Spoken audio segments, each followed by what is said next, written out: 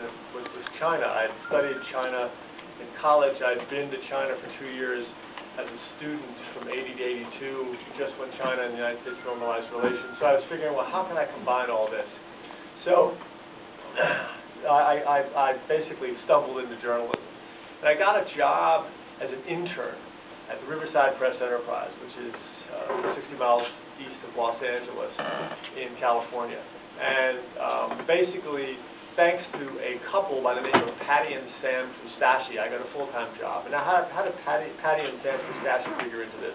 Well, they had septuplets at a time when in vitro and fertilization therapy were just beginning in America. So it was an enormous nationwide story. It's Patty and Sam Fustacci septuplets. And People magazine swooped down and bought their story, basically paying off all their relatives not to talk to any newspaper reporters. But luckily for me, right before they got to many of these people, I got to them. And so I collected their interviews. They were a local couple. And so we did this great big blowout of a portrait of Patty and Sam Fustacci. And so it was a little People magazine type journalism in this little local newspaper. And so I landed a full-time job there because of my dogged reportorial budding ability.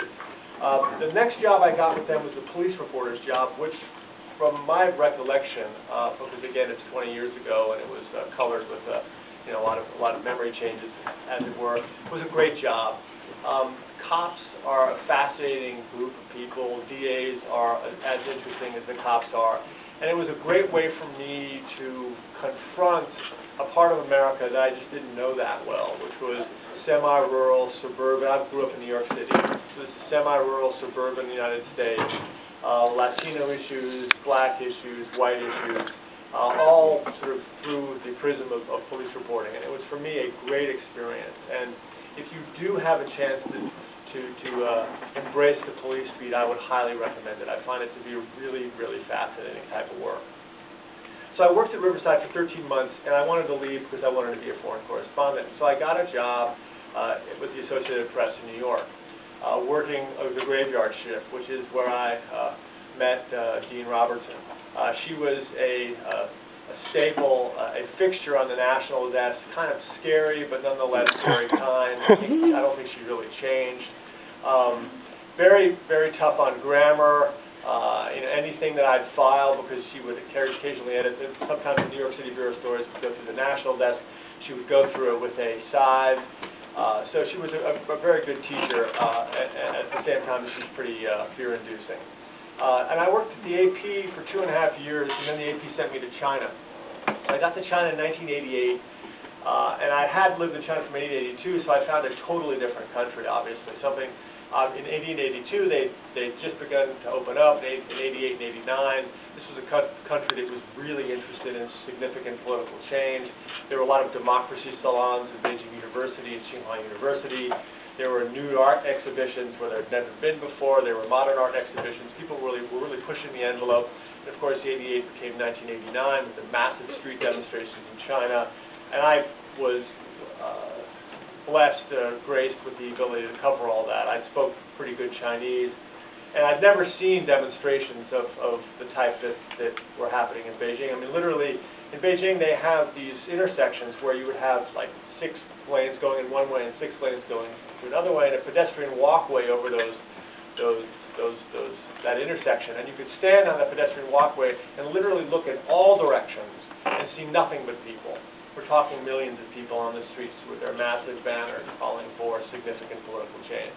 Of course, the crackdown came on June 4th, 1989, actually for the evening of June 3rd. I covered the crackdown. I was in the midst. I followed the People's Liberation Army as they entered the square from the west, and then I bicycled around the back of the square and got into the center. And I said to myself when I got in the middle of the square, oh great, I've made it. And then I said to myself, now what? At the time, the technology was just beginning to change. So I did have a cell phone, although the cell phone literally was yay big. It was as big as a bread box. But it worked throughout the night, which was lucky.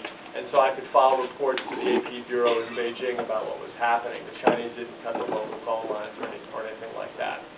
After June 4th, the Chinese government, on the afternoon of June 13th, they called me in and then they expelled me. I was one of 2 resident correspondents who was kicked out of China after 1989.